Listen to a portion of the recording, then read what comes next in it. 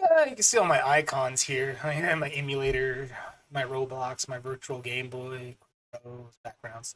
Anyways, hello, welcome. What's up? I'm Dragonfly Mask. Kind of hard not to figure that one out. But I just don't know. I get it. I guess it's just part of the form. I'm gonna try to squash the form. So, if you're here, you've read the title of the video. You somehow stumbled across it. Thank you for stumbling across it. That I will thank you for, because that's awesome. We're gonna talk Ahsoka. Some predictions, some spoilers, maybe. Who knows? I mean, we'll figure it out. But right now, what we got going on is I'm watching these guys in their live stream and their usual nonsense and dislike towards everything. And then I was watching these guys over here. I love how they put it as the She Wars. Because everybody is so I don't know. It's hard to say. So they're over here. What do they got to say? Start to identify people that you think would be interested. I mean, I remember 20 years ago, it was very easy to get money for films back then. I'm from Philadelphia originally, and there was a lot of people like developers who would love to put $5 million into a project. Money. Or you literally hoard yourself out in a project just to have just to say, hey, I'm in the game. That was when the economy was back then. All right, so they're not really talking about Ahsoka anymore. What are these guys? Disney is done. Bring it back later. Not going to happen.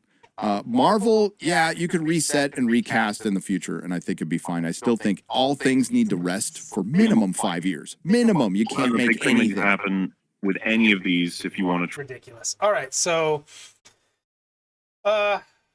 Ahsoka, it's what everybody is, not everybody.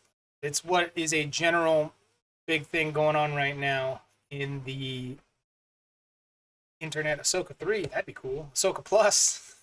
I can't believe that. All right, so here we go.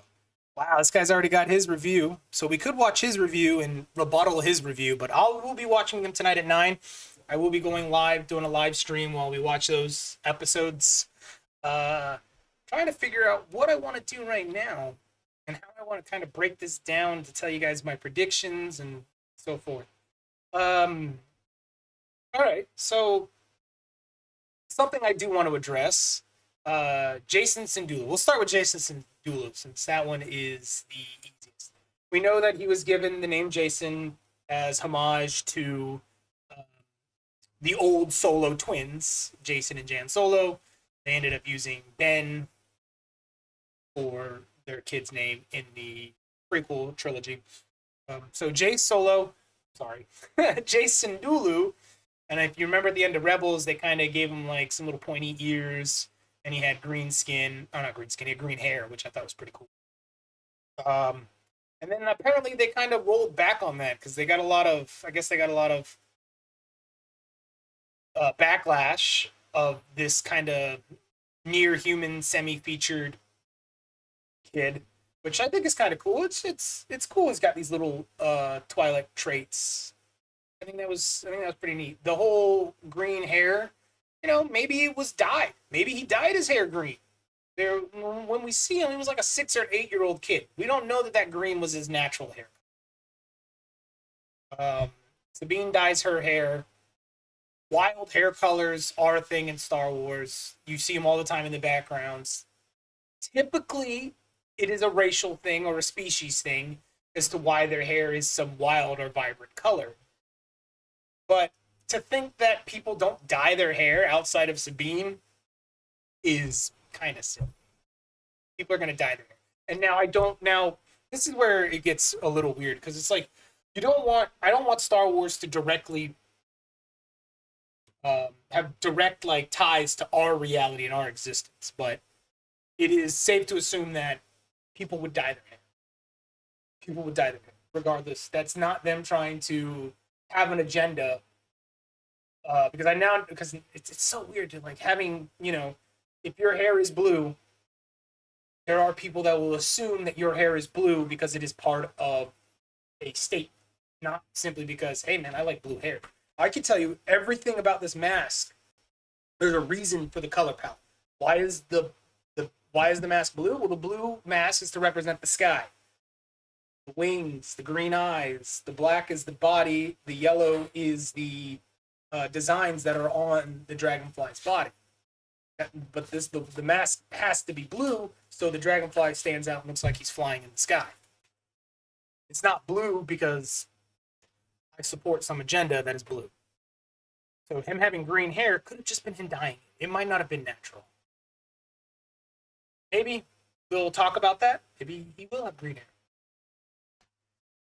hair. Some other predictions. I think they're gonna do. I'm hoping for an episode that is gonna be very much like Enemy Mine, where they've already done this with Zeb and Callus. Zeb and Callus were stranded on a planet. They had to work together. They gained a mutual respect for each other, and this was kind of the start of Callus's redemption arc. I would like to see an episode like that, Enemy Mine, like that, where like Thrawn and Ezra are wherever they got dropped off with the Purrgil. They're trying to survive. You know, they save each other. Eventually, the Chiss Ascendancy show up. And they're like, "Hey, we're here to pick you up, Thrawn." Thrawn will say something like, "Ezra, you know the dangers that are in there. You know the dangers that are coming to the galaxy, Ezra. Come with me, Ezra. Come with me. And together, we will, we'll save the galaxy." And then Ezra will say something like, "No, Thrawn, your ways are wrong. They're too brutal.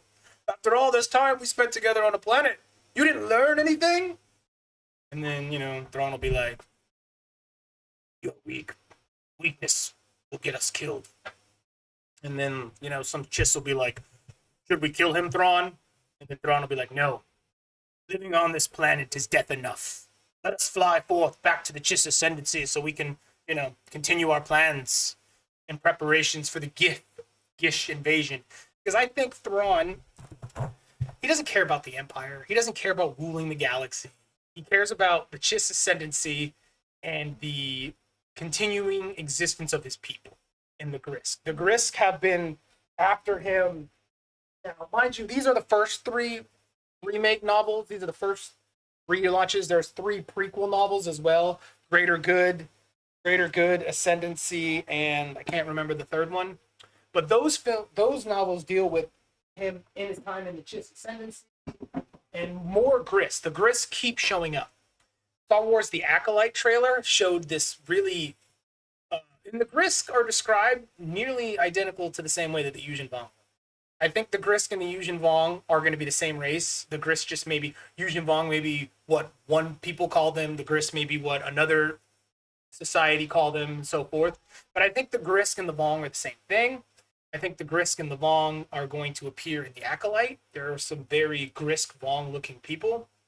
And I think this whole series is telling us, is going to tell us about Thrawn, Ahsoka, what they're doing to help prepare those characters to meet up with characters from like Book of Boba Fett, to meet up with characters from the Skeleton Crew, to meet up with characters from The Mandalorian, for the eventual Dave Filoni film. And that Dave Filoni film will probably be the Grisk invasion. And I don't want... There's a lot of people out there that like want to see Thrawn redeemed as this anti-hero, and that would be really cool. I want Thrawn to be not defeated, but kind of like maybe like captured and put into prison, and then maybe when that Filoni film comes out, they're like, "Well, man, we can't beat the Grisk or the Vong or whatever they call them. We can't beat them because, we're too soft." Thrawn was right. We're too soft. We're not willing to use the tactics that we need to use to beat this invasion. So then they have to basically, get Thrawn out of jail and let him lead the army, let him lead the new Galactic Republic, let him be their tactical advisor to push back the Grisk invasion or the Yuuzhan Vong, whatever they decide to call them. We are going to get an invasion from a source outside of what we know as the traditional galaxy. The New Beyond. So the New Beyond, I think, is just wild space. The New Beyond is not the world between worlds. That's the world between the worlds, and the New Beyond, I think, is a separate thing. The New Beyond is just a name, I think, for a new location of wild space that is being explored. Because we know that the Chiss come from the wild. We know that Chiss come from not wild space, but Where is it? Let's get a map real quick. Let's get a galaxy map up real quick. Because this will help. All right, so this is going to be hard. Let's look at this one right here. This is bad. Where's a good one? This is the best one. All right, so right here. Over here in this area, let's go ahead and I want to open image.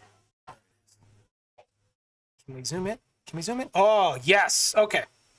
So we know that Chiss, Kata Prime is over here. Does it even say the Chiss homeworld? That might be it right there. So they hang out in the unknown. Wild space is kind of over here. I think the New Beyond is just this. Unknown region is just going to be the new Beyond. And then you have the world between the worlds. Balin, man. So there's about 30 years. There's about almost 30 years from the end of episode 3 to where they currently are with Ahsoka and the Mandalorians. That's 5 years after Return of the Jedi. Return of the Jedi is like 5 years, almost 5 years after episode 4. And then the 20 years between 3 and 4. So it's almost 30 years. So this guy Balin's probably going to be around 60 years old, which means he was probably around 30 during the Clone Wars. And it's going to be interesting to find out whether or not he was a knight or a master. Now, to be a Jedi Master, you have to have successfully trained a Padawan into knighthood to get the title Master. That's why Anakin never got the title Master, because he never trained a Padawan. But he got to sit on the council. You guys know that. So it's going to be, was he a knight during Clone Wars or was he a Master? Because he could have been a knight with a Padawan, and if that girl that is with him was his Padawan, she could have been, she doesn't look 30 though. She looks like she couldn't have been a kid Padawan, unless maybe she is in her 30s. She could be like 36, Maybe 37 maybe. It's a possibility, right? Because at this point in the series, that's about how old Ezra and Luke are. Remember, Ezra is 1 day younger than Luke and Leia. Just 1 day. He was born the day after they were born. Which would put them in their 30s. Around 30, yeah. So she would have to be older. Huh. Definitely gonna have to. So I think we're gonna get some Gris, Fusion Bong tidbits. I think we're gonna get some Night Sister tidbits. I think we're gonna learn about a little bit of origins of the Night Sisters. I think we're gonna get. I know we're gonna get a kaiju fight, but I don't know if the big kaiju fight's gonna be in Ahsoka or if the kaiju fight is gonna be in the Filoni film, which will be the combination of all this stuff. This series plus Mandalorian plus Skeleton Crew will all come together for the Filoni film. Let's see, what else is there? We'll get rid of that. Galaxy mapping. They're talking about something. These people got some reviews. Let's go ahead and check out the trailer. And see what. Oh, I know everybody's excited about Anakin. That's kind of cool, I guess. Where's the final trailer? We're gonna go ahead and watch the final trailer. 30 seconds. You know what? We're not gonna listen to the end. Look at them fries, though. Those are some nice looking fries. Man, this is not clean, bro. I gotta get like a pro membership or ignore them ads. Here we go. A lot of enemies before. I have faced a lot of enemies before, but this time it is different. Something's coming. Droids. Something broke. This is the first. That's the first episode right there. This is I've spent all- most of my this life is all the fighting a first war. 2 episodes. That's why I'm trying to convince you to help me prevent another one. You and I both know who could help you with this. She's still just as stubborn as ever. Oh no! Today, actually. As a Jedi, sometimes you have to make the decision no one else can. Sometimes we have to do what's right, regardless of our And personal the Inquisitor- feelings. So first 2 episodes. This is all first 2 episodes. This is I a think. new This beginning. whole like For some, stealing the ship and escaping. It's probably gonna be the first. Jedi. So you're not Jedi. You're probably Sith, and I know a lot of people are trying to say that they're not Sith. There's Sith. That's it. Good, you're bad. All right, that's pretty cool. The Inquisitor. That guy has to be probably the last Inquisitor. Who is it? I know a lot of people want it to be Barriss Offee, but she's too strong to be an Inquisitor. Barriss should have a cameo. That would be really cool if Barriss has a cameo. Quinlan Vos could show up. They talked about him in Obi-Wan Kenobi, so there's a good chance he could still be alive. Love to see Quinlan Vos show up. That'd be really tight. I'd like to see them go to some more Jedi temples. Go to some Jedi temples, maybe check out some archives. Couple little cool things with that. I'm not gonna do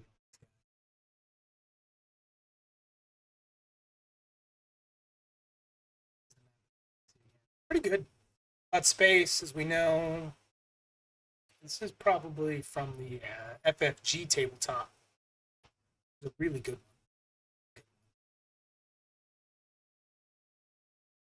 This is my video site. So let's see some other predictions. We talked about Jason. Everybody knows that Anakin's probably going to show up in a flashback or a Force ghost.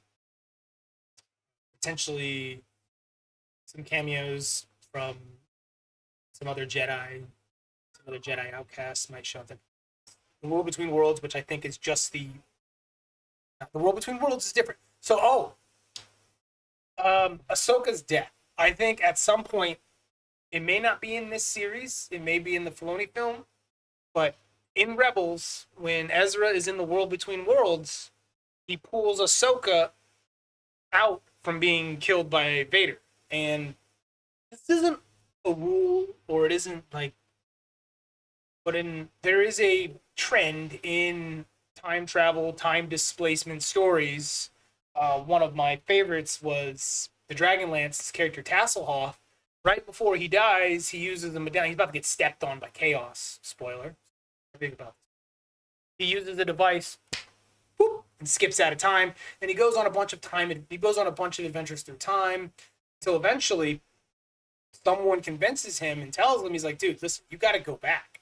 You have to go back to that point in time where you're supposed to die. Otherwise, shit's going to be a mess. So he eventually goes back. He finally musters up the courage, accepts death. He isn't afraid to die anymore. He goes back. He gets stepped on, sets everything right. I think Ahsoka will eventually do the same. There will come a point where Ezra has to put Ahsoka back into that moment, and then Vader is going to do it. Done. Game over. I think that's my way that I think Ahsoka's journey will come to an end. It's a very time travel trope. We've seen it before. I think they even do it in Futurama where he's like, I have to go back to the point. So I think that's how Ahsoka will meet her demise, is eventually she will return to the point at which she was taken out of time so that she can die the correct course of nature. All right, so we talked about some of those discussions. What are some other things that we could talk about that could happen? Ezra, huge dude. Oh, the pod. I think Ezra might come back knowing the pod. Having, because he could have been captured by Thrawn. My theory is enemy mine situation, very cliche trope, where two enemies stuck on a planet have to survive together, gain mutual respect for one another. I think that's going to happen. Thrawn will get saved, but Ezra has to stay there because Thrawn's like, either come with me or you stay. And in that time of solitude, most Jedi, when they're forced to, be alone, they get more powerful. They train. Force ghosts are a thing now. He could be getting talked to by Obi-Wan, by Yoda, by Kanan. Just a plethora of masters. Mace Windu could be teaching him the pod.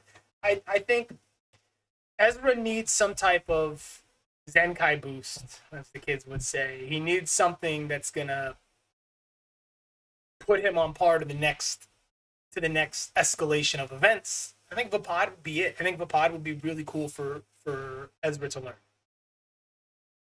Purgils, we already seen the Purgils in the trailer, which is super dope. I think, as like I said, there we know a mythosaur is coming sometime. We know that there's giant purgils. They did a Zillo Beast. They brought the Zillo Beast back in Bad Batch. So Filoni's a big kaiju fan. He likes the Godzilla films. He says that the Zillo Beast was, you know, something that Filoni or something that George Lucas, gave to him as like a, hey, have fun with this. So I think giant monster battle, maybe in Ahsoka, but I think they're gonna hold the giant monster battle for the theatrical film. The Mythosaur versus the Zillo Beast, or whatever giant. Again, I think full scale invasion. I don't think a Chiss invasion. I think the Griss or a Long invasion, and the Chiss will help fight them back. Thrawn will die, of course. Thrawn has to die. It's the only way that his character can be redeemed is through death. It's like Vader. Like, everyone wanted Anakin Skywalker to be redeemed, but Anakin Skywalker couldn't be redeemed and live. That just it doesn't sit right. He is redeemed, but he had to die as well. Because you can't just redeem this guy and then let him go around and be like, yeah, look, I'm redeemed, bro. I'm redeemed. I served. I did my time. You're not allowed to have prejudice against me. I did my time. They still would, so he had to die. I think Thrawn is the same thing. Thrawn can be redeemed, but he has to die in the process. Maybe, like angling his ship in a certain way that draws the fire to allow you guys, you know where I'm going with this. This isn't your first rodeo. This isn't everybody's first rodeo. Everybody has been here. They've seen this before. It's just about the presentation, the execution of it, how well that they visually show it to us and so forth. I know a lot of people are complaining about bland acting, but I feel like that's such a pulling hairs trying to find something to hate. Oh, I didn't like the CG. The CG doesn't make a movie. I didn't like the acting. Well, the acting is acting, CG, plot twist, action. All of that shit is objective. All of it. And then, so there are things people enjoy that other people don't enjoy, and that's fine. So I just don't like when people run away with it as this is the acting was off. I'm rambling about that as well, and I apologize. Well, honestly, I don't know what other things I can answer. I think this was pretty good. This is kind of like a preview. I'm gonna go live. I'm hoping to go live around 8:30, about a half an hour before I'm on the Eastern time. So I'm hoping to be live about 8:30 for a watch party. I'm gonna kind of do it like this, similar. Actually, I'll probably me on the full screen. I'd like to do this, and obviously, I would totally love to like show it on that side. But copyright strikes. Not that I'm trying to monetize on this. I don't. It's not here because I like Star Wars. So I think I've rambled on enough. I think I've kind of put together a preview. 8:30. If you happen to check this video out, 8:30 I will be going live. YouTube Dragonfly Mask. Thank you guys. Have a great day.